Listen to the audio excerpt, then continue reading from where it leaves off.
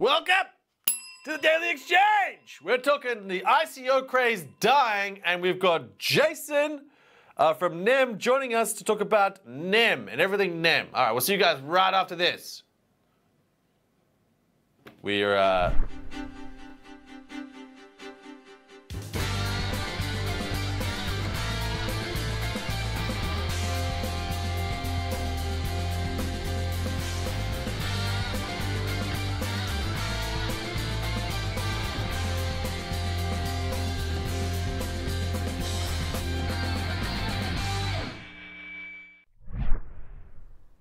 welcome back, guys. Bitcoin is trading down right now. We were at an all-time, a real high before at 6,500. We're back down to 6,252. Ethereum at $197, under 200 bucks. EOS at 487. Bitcoin Cash at $421. Litecoin at $52. Ethereum Classic, I don't know why I talk about it, but I seem to do $10.32, and a Ripple at 27 cents. All right, guys, we're talking about the market right now has been going up quite a bit, but then we sort of pulled back a bit. We're in this weird sort of up and back and forth. Joel, we're going to bring up the Bitcoin volume that's been trading. It's been declining a bit over the last week, and obviously without that volume, it does limit, I guess, a bit of the price breakouts. The bear action looks like it may stick around for a bit longer. You can see there the volume is quite down in terms of trading. Ripple, moving on. CNBC is reporting that Ripple's head of regulatory relations for the Asia Pacific and Middle East, Saga Sarabhai. Well, I love these names. Has hinted that their xRapid product will go into the commercial use soon. You can see this screenshot, Joel, if you want to bring it up. This is particularly exciting. Is the Ripple's product that actually uses XRP token to transfer liquidity. The xRapid protocol made headlines this year with high-level institutions started testing the product. Ripple's non-XRP protocol, xCurrent, is currently in use by more than 120 banks. It will be exciting to see just how many of those adopt xRapid as well as the XRP token. It's not really being used, the token itself, which is a bit of an issue. We talked last week about coins that earn money, and we're talking a little about masternode coins today.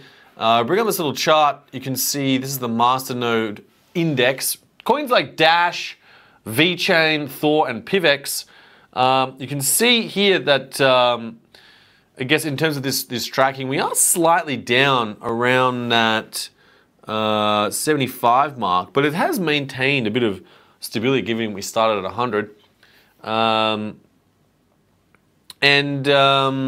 definitely think that these kind of coins, these masternodes, the ones that earn money, are going to be a place where people will go and have a look a little bit more of right now. But it is interesting. The market is slightly down.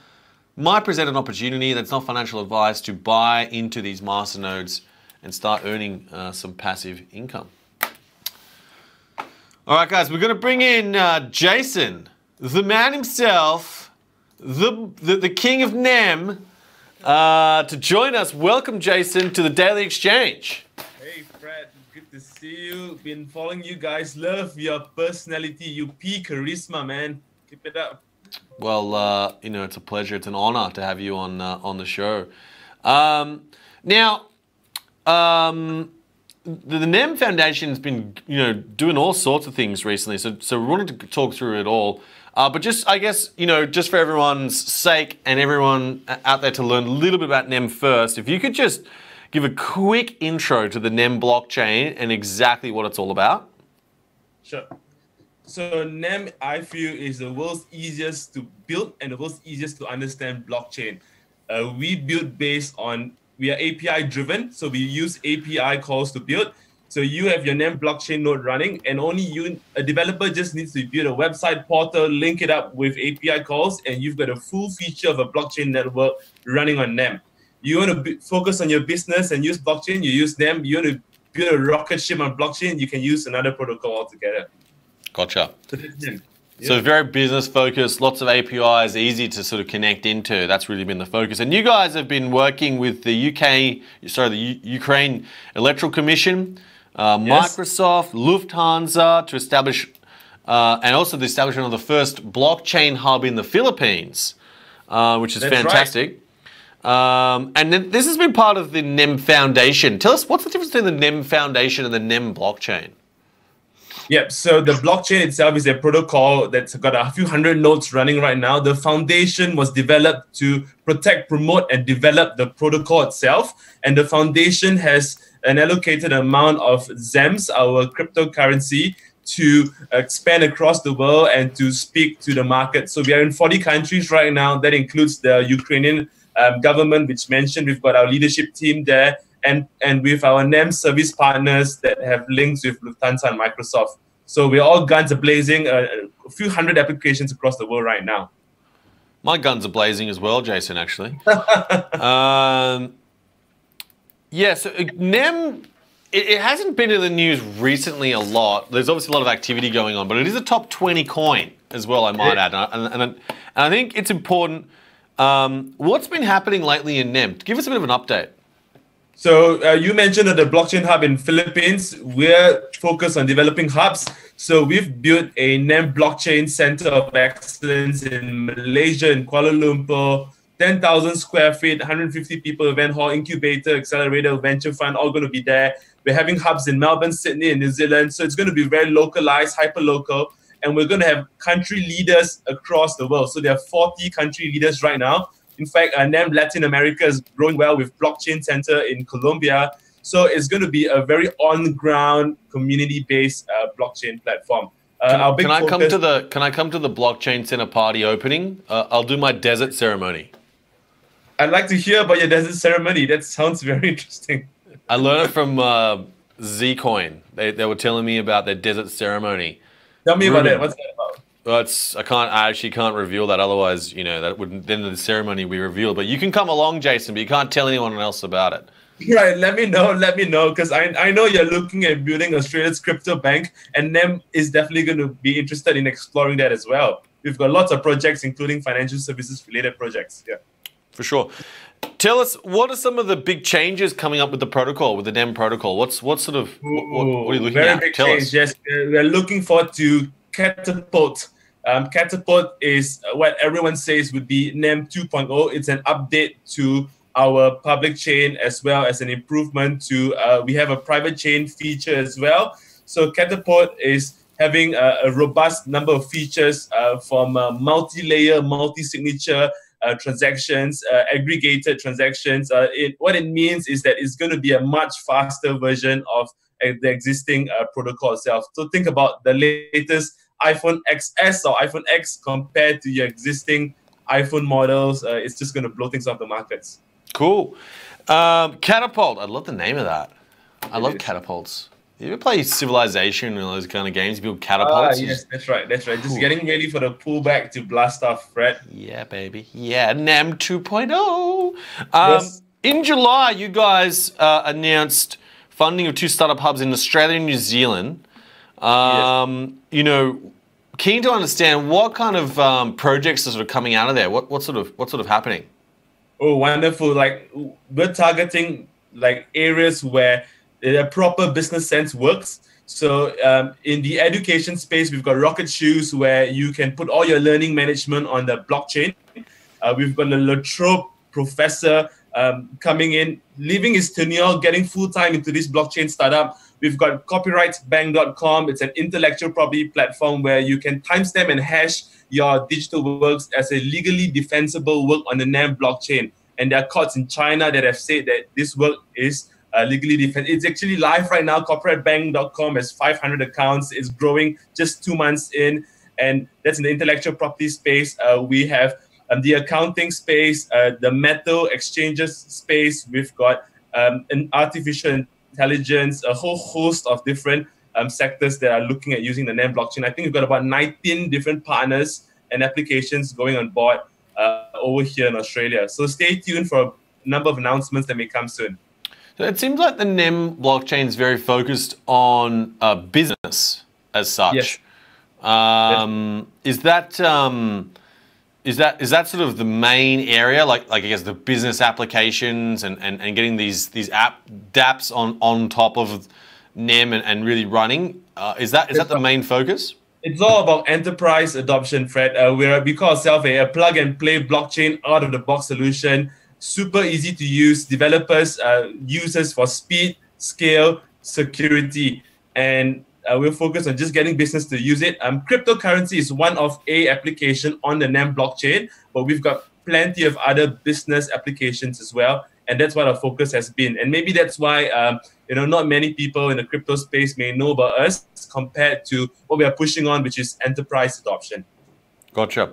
And who do you sort of see your main competitors? Do you see like Eden Chain or something like that, or who would you say you guys are sort of trying to sort of read? Is there anyone else that you're competing with? The market's so young, so we want everyone who is focused on enterprise adoption to come into this space. So any blockchain that's looking into enterprise adoption, those are our competitors and friends as well. Gotcha. In terms of your favorite, have you got any sort of favorite projects, Jason, that are being built on NEM right now? There are a number of projects that are coming up.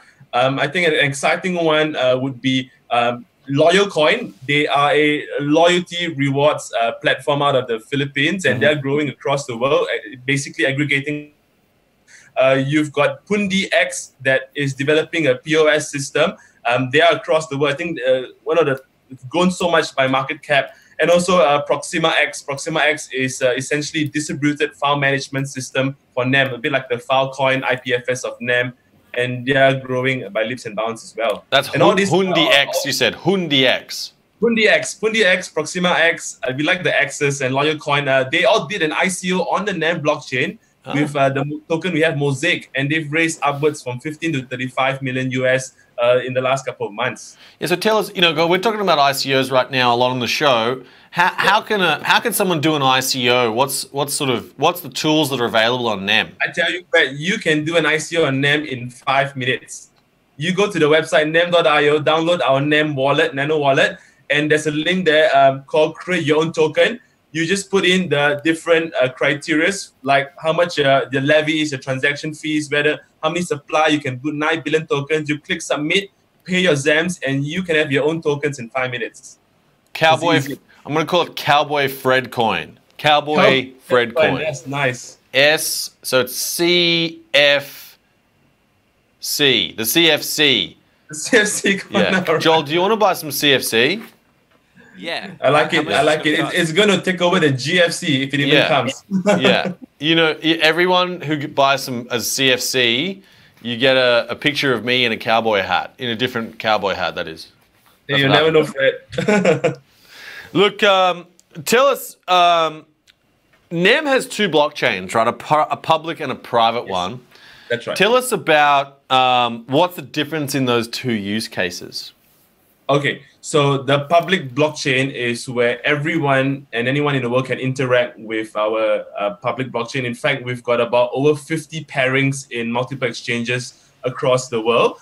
And that's where you can buy and sell ZAM and also use for timestampings on ZAM, on NEM blockchain using the ZAM cryptocurrency. Now, you also have the private blockchain. The code name is the word Mijin, and you can actually plug it out as a blockchain as a service platform out of the Azure marketplace by Microsoft. So the private blockchain allows you to have your own private nodes, let's say 5 to 10 nodes, and then essentially manage your own blockchain itself. And that means that you take charge of your transaction fees, your speed, the security, and as well as who then runs the nodes itself. Right. Where does NEM sort of sit in terms of, we talked about on the show, the triangulation of, trade-offs between sort of centralization, security, and scaling? Where would you say, what sort of, because you can only pick up 2 of the 3 bags, really, right? Yeah, which one would you say NEM focuses on? Oh, okay. I feel that a lot of NEM's focus has been on security. We have decidedly said that we are going to be very vigilant about making sure that we are a secure blockchain. In fact, to be very open, the largest crypto heist in history, 523 million tokens stolen out of the CoinCheck exchange. Guess which tokens they took? The NEM tokens out of Japan, right?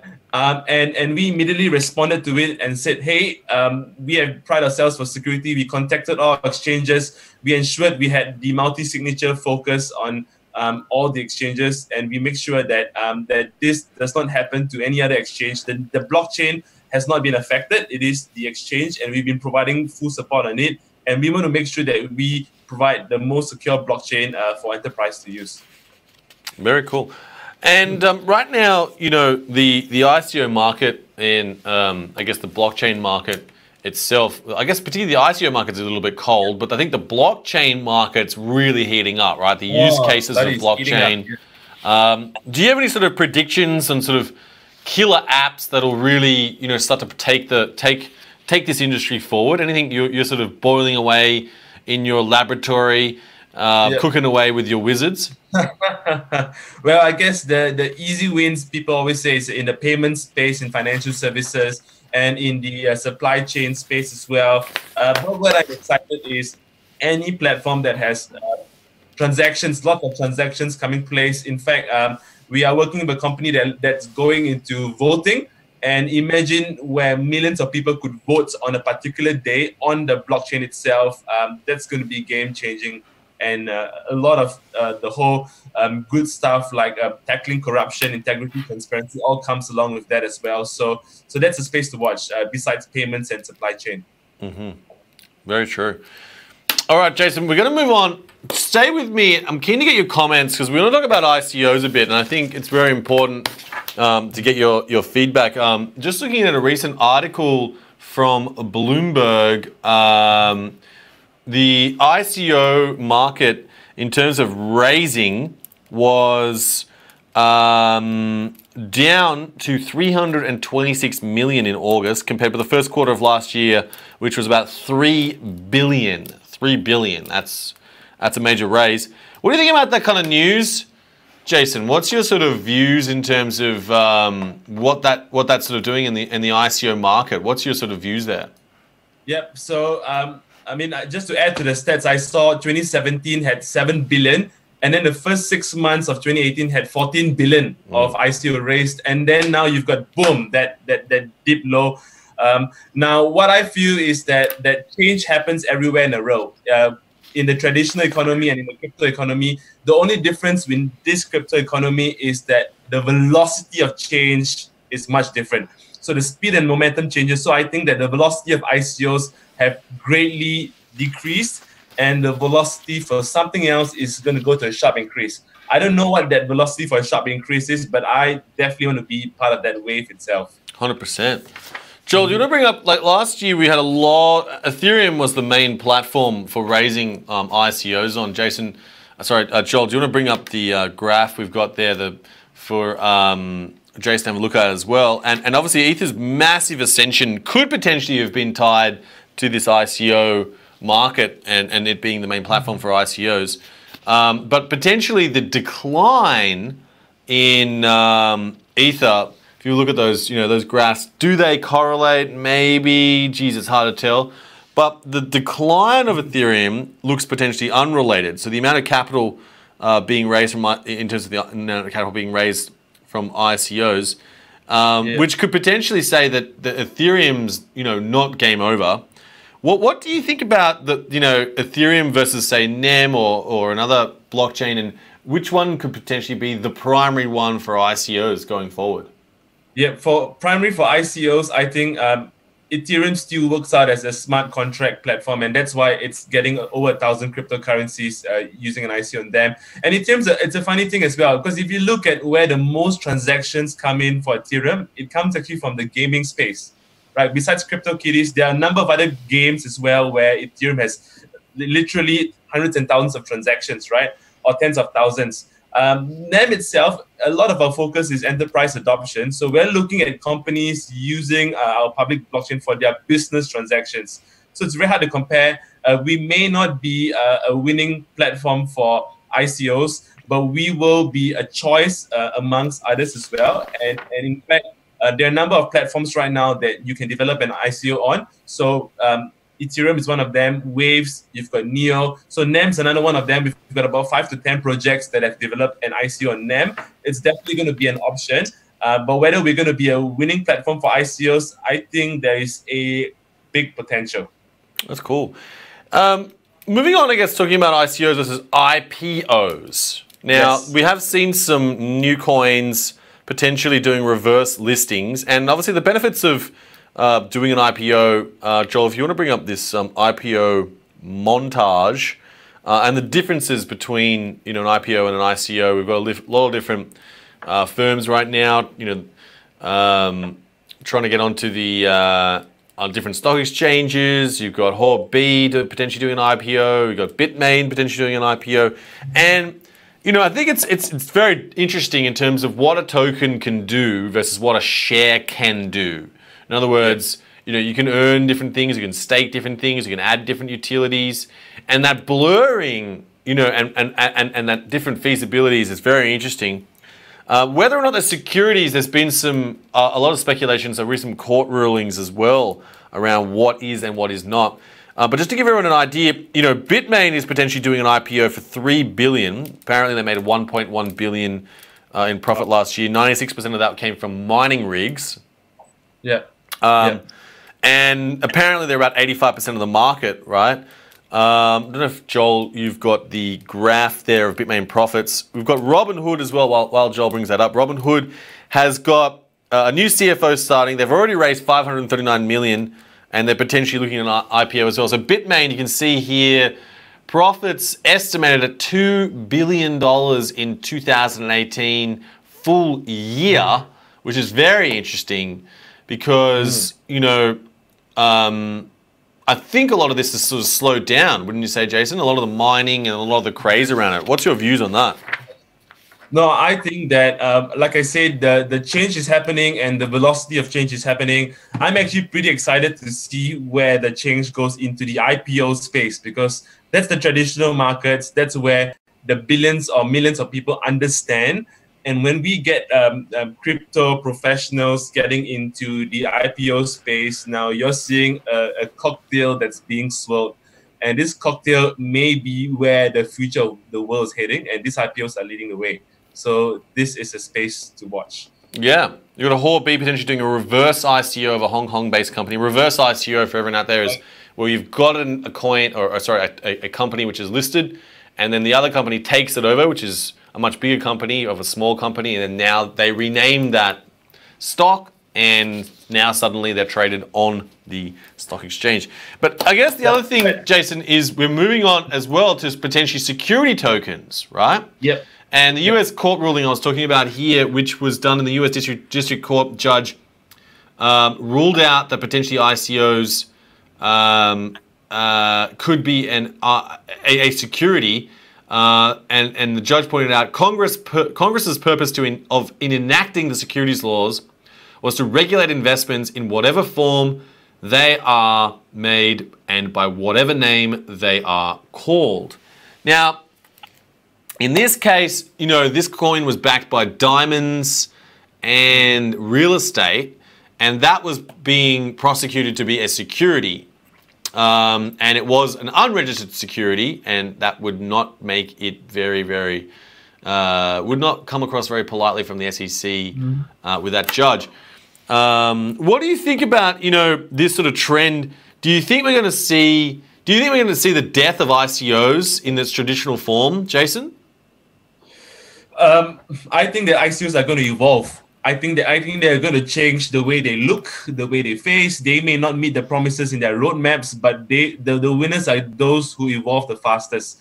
And my gut feel is, drawing to the last point, was that if you look back decades ago, the top 5 market cap companies were like oil and gas companies, banking, financial services companies. Today itself, you look at the top market cap companies, they're all technology companies, right?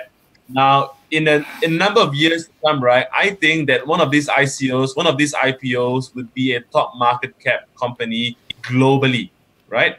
So all these things that's happening now, it's just all dust that's being generated. Think of it like a cowboy town. The horses are kicking, there's dust everywhere. When the dust settles, someone's going to ride into that sunset, and it may very well be one of those ICOs or IPOs that would be a global top market cap company.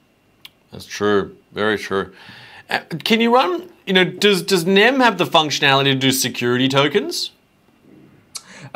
Yes, if you understand how NEM works and you learn to categorize the way the mosaics are being defined, it can be defined as a security token. It depends on the criteria that you place in developing the mosaic and the way the solution architecture of the platform is developed. Okay. So it can do security and it can do utility as well. And is that part of the mosaic system as well? That's right, the mosaic system. And just to teach you a number of other new languages within NEM, there's the apostle system, which timestamps. There's namespaces, which is the domain structure for it. And there are many other features that NEM can use when businesses are interested in this. All right. Guys, we're just moving on. Jason, appreciate your views on all of that as well. We've noticed that IBM has brought out a new blockchain ad. Obviously they are, and that's on primetime television. That's a major thing, and it probably will bring more people in to spread the word of blockchain and cryptocurrency, which I think is great. Joel, have you got a version? I think we've got Hyperledger and Stellar potentially featuring, and we've got the video. Check this out, Jason, as well.